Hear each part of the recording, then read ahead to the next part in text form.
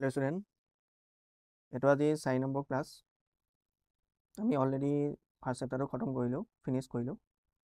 First চেপ্টাৰটোত আমি বহুতখিনি communication স্কিলৰ বিষয়ে জানিলোঁ আৰু কমিউনিকেশ্যন স্কিলৰ আমি সবিশেষ ধাৰণা পালোঁ, গ্ৰামাৰৰ অলপ বিষয়ে জানিলোঁ, ডাইৰেক্ট অবজেক্ট কি হয়, ইনডাইৰেক্ট অবজেক্ট কি হয় তাৰ বিষয়ে আমি গম পালোঁ।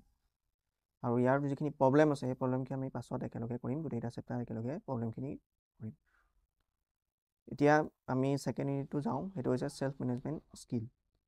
ছেল্ফ মেনেজমেণ্ট স্কিল কি হয়? ছেল্ফ মেনেজমেণ্ট একচুৱেলি বহুত ইম্পৰ্টেণ্ট বস্তু হয় আমাৰ এতিয়া দৈনন্দিন জীৱনত। আমি নিজকে কেনেকৈ আত্মনিয়ন্ত্ৰণ বুলি কোৱা হয়, অসমীয়াত কয় তাক আত্মনিয়ন্ত্ৰণ। ছেল্ফ মেনেজমেণ্টৰ আমি প্ৰথম বস্তুটো আমি যাব লাগিব, সেইটো হৈছে ষ্ট্ৰেছ মেনেজমেণ্ট। আমি যিটো চাপ বা আমাৰ দৈনন্দিন জীৱনত যিবিলাক কামৰ প্ৰেছাৰ থাকে, এই প্ৰেছাৰটো আমি কেনেকৈ হেণ্ডেল কৰিম।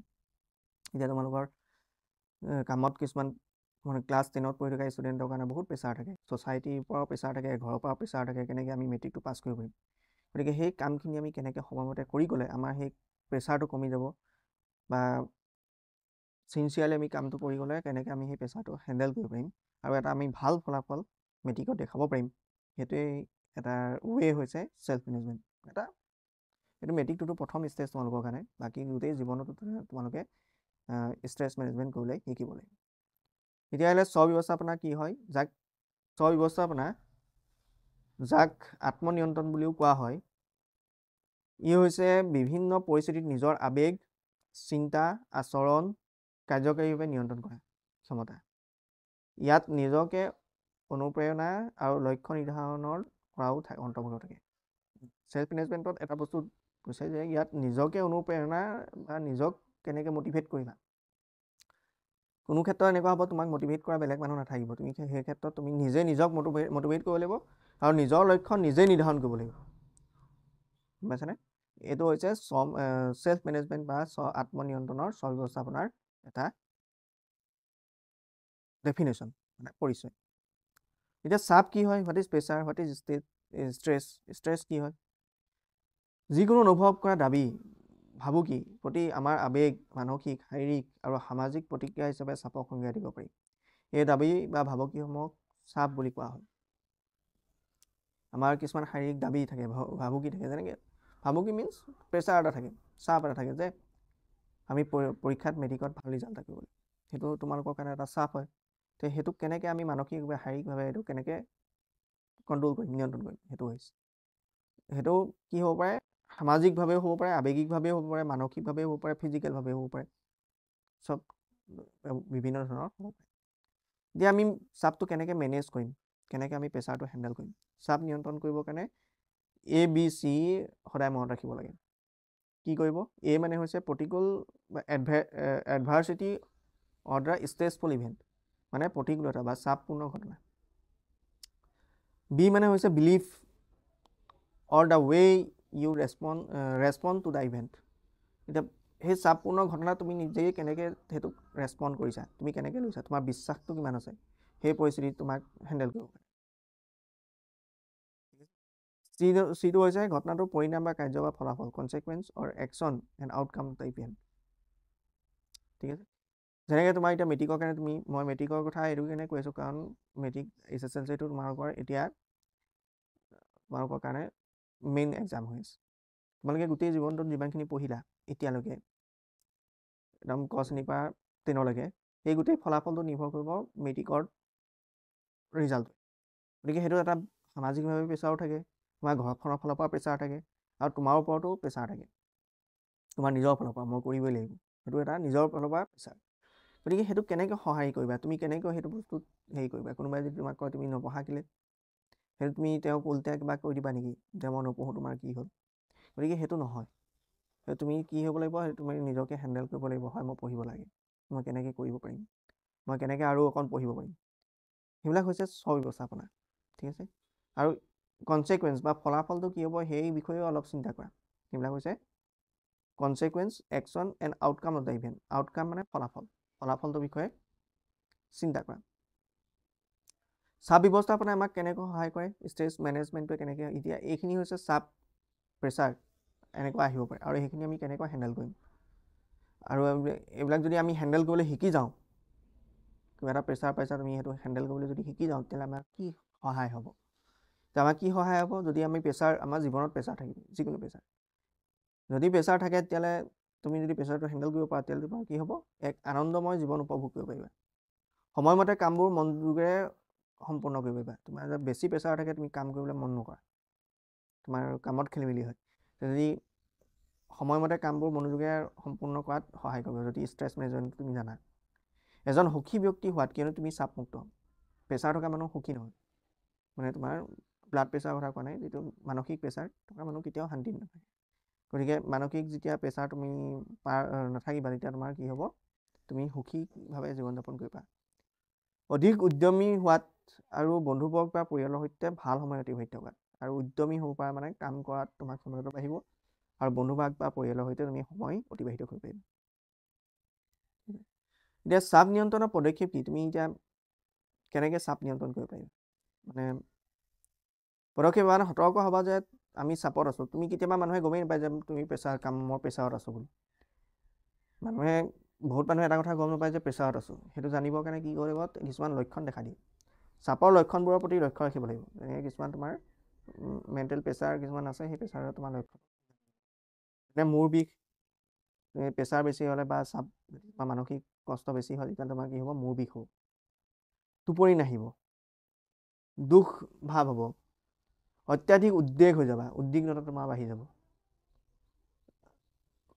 কেৱল যেতিয়া আমি সচেতন আমি চাপ নিয়ন্ত্ৰণ কৰিব পাৰোঁ এতিয়া এইখিনি বস্তু তোমাৰ চাপত থাকিলে এই বস্তুখিনি হ'ব তোমাৰ মূৰ বিষ হ'ব তুমি কাম নিজকে কণ্ট্ৰল কৰিব নোৱাৰা হ'বা নিদ্ৰাহীনতা হ'ব তুমি হ'লেও তোমাৰ চিন্তা আহি থাকিব তেনেকুৱা ধৰণৰ কথা কিছুমান তুমি প্ৰেছাৰ মেনেজমেণ্ট কৰিবলৈ পদক্ষেপটো কি হয় আমাক কিহে চাপ সৃষ্টি কৰিছে চিনাক্ত কৰিব লাগিব এতিয়া 2 নম্বৰ ষ্টেপটো কি তুমি গম পাইছা যে তোমাৰ এইবিলাক প্ৰব্লেম দিছে তুমি এটা তুমি জানিব লাগিব যে তোমাক কিহে প্ৰেছাৰটো মেনেজ কৰিব মানে কাৰণটো কি কিহৰ কাৰণে মোৰ প্ৰেছাৰ হৈছে চাপ হৈছে এইটো ষ্ট্ৰেছটো কিহৰ কাৰণে হৈছে মানে এইটো পৰীক্ষা পৰিয়ালৰ চাপ বা ধনৰ সমস্যা ভাল খাদ্য নোখোৱা আদিৰ বাবেই হৈছে নেকি এইটো পৰীক্ষাৰ কাৰণে হৈছে নেকি পৰীক্ষাত যদি তুমি এতিয়া মই যিটো কথা ক'লোঁ মেট্ৰিকৰ পৰীক্ষা আহি আছে তোমালোকৰ সেইটোৰ কাৰণে ষ্ট্ৰেছ হৈছে নেকি বা পৰিয়ালৰ পৰা চাপ দিছে নেকি পৰিয়ালৰ পৰা কৈছে নেকি তোমালোকে ভাল ৰিজাল্ট কৰিবই লাগিব তেনেকুৱা ধৰণৰ প্ৰেছাৰ আহিছে নেকি তেনেকুৱা ধৰণৰ ষ্ট্ৰেছ আহিছে নেকি ধনৰ সমস্যা হৈছে নেকি তেতিয়া পইচা পাতি অভাৱ হ'লেও মানুহৰ ষ্ট্ৰেছ হয় ভাল খাদ্য নোখোৱাৰ কাৰণেও ষ্ট্ৰেছ হয় আমাৰ ষ্ট্ৰেছ হোৱাৰ প্ৰধান কাৰণ হৈছে ভাল খাদ্য নোখোৱা ভাল খাদ্য নাখালে আমাৰ শৰীৰৰ যিবিলাক প্ৰটিন লাগে যিবিলাক ৰিচোৰ্চ লাগে সেইবিলাক আমি পোৱা নাযায় আমাৰ ব্ৰেইনটোৱে যিমানটো চিন্তা কৰিবলৈ আমাক যিমানখিনি ৰিচোৰ্চ লাগে ব্ৰেইনটোৱে বহুত প্ৰটিন বা অক্সিজেন কেৰি কৰিবলগীয়া লয় আমাৰ ব্ৰেইনে সেইখিনি বস্তু যদি আমি ব্ৰেইনটোৱে নাপায় তেতিয়াও আমাৰ ষ্ট্ৰেছ হয় 3 নম্বৰ চাপ ব্যৱস্থাপনা পদ্ধতি প্ৰয়োগ কৰক আমাৰ সময় ভালদৰে পৰিচালনা কৰিবলৈ সময় ব্যৱস্থাপনা সঁজুলি ব্যৱহাৰ কৰক সময়টো কেনেকৈ মেনেজ কৰিব লাগিব তাৰ সম্পূৰ্ণ মানে ব্যৱস্থাটো ল'ব লাগে গুৰুত্বপূৰ্ণ কামবোৰ মনোযোগ দিয়ক যিখিনি কাম বেছি গুৰুত্ব সেই কামখিনি আগত কৰিব লাগে মানে টু ডু লিষ্ট বনাব লাগে এটা টু ডু লিষ্ট বুলি এখন বনাব লাগে টু ডু সেই লিষ্টখনত তুমি যিখিনি কাম ৰাতিপুৱা শুই আগতীয়াকৈ কৰিব লাগে সেই কামখিনি আগতীয়াকৈ লিষ্টত বনাই পেলাব লাগে যিখিনি ইম্পৰ্টেণ্ট আৰু যিবিলাক কম ইম্পৰ্টেণ্ট লেছ ইম্পৰ্টেণ্ট সেইখিনি তলত ৰাখিব লাগে আৰু যিখিনি বেছি ইম্পৰ্টেণ্ট সেইখিনি আগতীয়াকৈ কৰিব লাগে এইবিলাক হৈছে টু ডু লিষ্ট বিষয়টোৰ ওপৰত গুৰুত্বপূৰ্ণ কামবোৰ মনোযোগ দিয়ক আৰু সেইবোৰ সম্পন্ন কৰক বিষয়টোৰ বিষয়ে কাৰোবাৰ ওচৰৰ সৈতে কথা পাতক যদি কিছুমান কথা বিষয়টো তোমাৰ যদি ষ্ট্ৰেছ বেছি হৈছে চাপৰ যদি মেণ্টেল প্ৰেছাৰ বেছি হৈছে তেতিয়াহ'লে তোমাৰ কথা পতা বিষয়টোৰ সৈতে ব্যায়াম কৰি চিনেমা চাই বা অন্য কাৰ্যকলাপত যি আৰাম অনুভৱ কৰা সহায় কৰিব পাৰে আৰাম কৰিবলৈ সময় লওক অলপ ফিজিকেল এক্সাৰচাইজ কৰিব লাগে অলপ মনোৰঞ্জনদায়ক চিনেমা বা তেনেকুৱা ধৰণৰ সপ্তাহটোত এবাৰ দুবাৰ চাব লাগে যাতে তোমাৰ প্ৰেছাৰটো হেণ্ডেল হয় আৰু ভাল পায় যিবিলাক কাম কৰি আমাৰ ভাল লাগে আজৰি টাইমত সেই কামখিনি কৰিব লাগে মেনেজমেণ্ট টেকনিক ছেল্ফ মেনেজমেণ্টৰ কিছুমান টেকনিক আছে কি টেকনিক আছে সময় ব্যৱস্থাপনা ধৰণৰ কি time management is very important time তুমি সময়মতে যিবিলাক কাম কৰিছা সেইটো নাই তাৰপিছত আহিছে তোমাৰ শাৰীৰিক ব্যায়াম সতেজ বায়ু physical exercise and fresh air বহুত ইম্পৰ্টেণ্ট ৰাতিপুৱা শুই উঠি তুমি ফিজিকেল এক্সাৰচাইজ কৰা তাৰপিছত মুক্ত বায়ু গ্ৰহণ কৰা এইবিলাকে তোমাৰ কি কৰিব ষ্ট্ৰেছটো কমাই দিয়ে শিক্ষাৰ্থীসকলৰ বাবে এক স্বাস্থ্যকৰ জীৱনশৈলী আৱশ্যক। আমাৰ জীৱনটো কি হ'ব লাগে, একদম স্বাস্থ্যকৰ হ'ব লাগে। স্বাস্থ্যকৰ ৰুটিন বজাই ৰখা। আমাৰ ৰুটিন যিটো সেই ৰুটিনখন স্বাস্থ্যকৰভাৱে বজাই ৰখা। যোগ, ধ্যান, গভীৰ উশাহ নিশাহৰ ব্যায়াম সঠিক ৰক্ত সঞ্চালনত সহায় কৰে। ধ্যান কৰা, যোগ কৰা, য়োগা যিটো আছে, য়োগা কৰা, গভীৰভাৱে উশাহ নিশাহ লোৱা, এইবিলাকে তোমাক কি কৰিব, তোমাৰ ব্ৰেইনলৈ যিটো আমাৰ স্পাইৰেলডাল আছে, সেইডালে তোমাৰ ব্ৰেইনলৈ তেজটো চলাচল কৰাত সহায় কৰে। আৰু তেজটো ব্ৰেইনলৈ যেতিয়া চলাচল হ'ব, তেতিয়া আমাৰ ব্ৰেইনে অক্সিজেনটো পাব আৰু আমাৰ ব্ৰেইনটোৱে কাম কৰাত সহায় কৰে। গতিকে পঢ়াৰ ক্ষেত্ৰত অকল পঢ়ি থাকিলেও নহয়, কিছুমান ব্যায়াম বা এক্সাৰচাইজো আমি কৰিব লাগে। খোজ কাঢ়িলে বা উদ্যানত খেলিলেও আমাৰ যথেষ্ট সতেজ অক্সিজেন প্ৰাপ্ত হয়, যি আমাক অধিক সক্ৰিয় হোৱাত সহায় কৰে। গতিকে এইখিনি বস্তু, এইবিলাক কাম কৰিলেও, দৌৰিলে মেলিলে আমাৰ অক্সিজেন গ্ৰহণ কৰাত সুবিধা হয়। হেল্থি ডায়েট, স্বাস্থ্যকৰ আহাৰ। স্বাস্থ্যকৰ আহাৰ গ্ৰহণ কৰিলে আমাৰ চাপ হ্ৰাস হয়। আমাৰ যিটো ষ্ট্ৰেছ আছে, আমাৰ স্বাস্থ্যকৰ আহাৰ নোখোৱাৰ ফলতো আমাৰ বহুত ধৰণৰ ষ্ট্ৰেছ বা প্ৰব্লেমে দেখা দিয়ে। গতিকে যেনেকৈ স্বাস্থ্যকৰ আহাৰ, যেনেকৈ দালি, ৰুটি, পাচলি, ফল মূল আদি আমি খাব লাগে। ইতিবাচকতা, পজিটিভিটি। জীৱনৰ ইতিবাচক দিশবিলাকৰ ওপৰত গুৰুত্ব দিয়াটোৱে অধিক চাপৰ সৃষ্টি কৰে। আমাৰ যিবিলাক নোহোৱা বস্তুবিলাকৰ ওপৰত যদি আমি বেছি গুৰুত্ব দিওঁ, তেতিয়াহ'লে সেইটোৱে আমাক বেছি প্ৰেছাৰ দি, মানে আমাক বেছি ষ্ট্ৰেছ কৰে। যেনেকৈ তুমি কিবা এটা বিষয়ত কম নম্বৰ পাইছা, সেই বিষয়টোৰ লগত তুমি বেছি চিন্তা কৰিছা, গতিকে সেইটো বিষয়ে আমাক ষ্ট্ৰেছ দিয়ে, সেইটো বিষয়ে আমাক প্ৰেছাৰ দিয়ে। এতিয়া এই ক্ষেত্ৰত তুমি মানে নিজকে কণ্ট্ৰল কৰিব লাগিব, নিজকে নিয়ন্ত্ৰণ কৰিব লাগিব, আৰু নিজকে কমিট কৰিব লাগিব, কেনেকৈ মই আৰু বেছি নাম্বাৰ পাব পাৰোঁ, বা সেইটো দিশত কাম কৰি যাব লাগিব। চিন্তা কৰাতকৈ বেছি তুমি কাম কৰিব লাগিব সেই দিশত। শৈক্ষিক জীৱনত সংগঠিত কোনো পলম নকৰি অৰ্গেনাইজিং একাডেমিক শ্ৰেণীকোঠাবোৰ নোট সংগঠিত। এতিয়া শৈক্ষিক জীৱনত কিছুমান কাম আছে, যেনেকৈ তোমাক ক্লাছ টিচাৰে কিছুমান কাম কৰিব দিছে, তেতিয়াহ'লে তুমি সেই ক্লাছ টিচাৰে যিখিনি হোমৱৰ্ক দিছে, সেইটো সময়মতে সম্পন্ন কৰিব লাগে। যিবোৰ নোট দিছে, এছাইনমেণ্ট দিছে, সেইবিলাক সময়মতে সম্পাদন কৰি জমা দিব লাগে। তেতিয়াও তোমাৰ ষ্ট্ৰেছটো বহুত কমি যায়।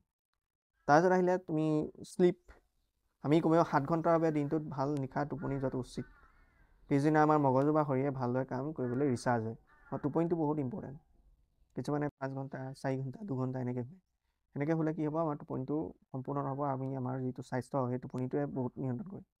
আমি যেতিয়া শুই দিলে আমাৰ স্বাস্থ্যটো, ব্ৰেইনটো ৰেষ্ট পায়, আমাৰ শৰীৰটোৱে ৰেষ্ট পায়, আৰু নেক্সট দিনাখনৰ কাৰণে কাম কৰিবৰ বাবে আমাৰ সুবিধা হয়। গতিকে 7 ঘণ্টা কমেও আমি বৈজ্ঞানিকভাৱে শুবই লাগে। বন্ধৰ দিনত পৰিয়ালবৰ্গৰ সৈতে সময় দিয়া। আমাৰ এতিয়া গৰম বন্ধৰ সময়ত আমাৰ ককা ঘৰলৈ বা আইতাকৰ ঘৰলৈ যোৱা, মামাৰ ঘৰলৈ যোৱা, এইবিলাক হ'ব লাগে। গৰম বন্ধৰ দিনত আমাৰ ৰিফ্ৰেছমেণ্ট এটা হয়। এতিয়া সেই ৰুটিন, যিটোৱে আমাক স্বাভাৱিক ৰুটিনৰ পৰা আঁতৰি আহি নতুনকৈ সতেজ হৈ অহাত সহায় কৰে। এতিয়া তুমি ধৰি লোৱা ক'ৰবাত ফুৰিবলৈ তোমাৰ মনটো ভাল লাগি আহিলে, আৰু সেইটো তোমাৰ কি হ'ব, আকৌ কাম কৰাত তোমাৰ সহায় কৰিব। ঠিক আছে।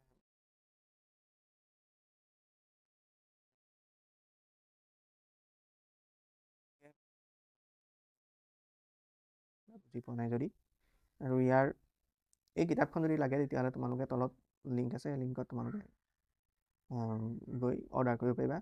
আৰু মোক আমাৰ ইয়াত হোৱাটছএপ গ্ৰুপ এটা আছে, সেই গ্ৰুপটোত এড হৈ ল'বা। আৰু মোক কল কৰিব হ'লে 7002-70808, এই নাম্বাৰত কল কৰিলে মোক লগ পাবি। ঠিক আছে, থেংক ইউ।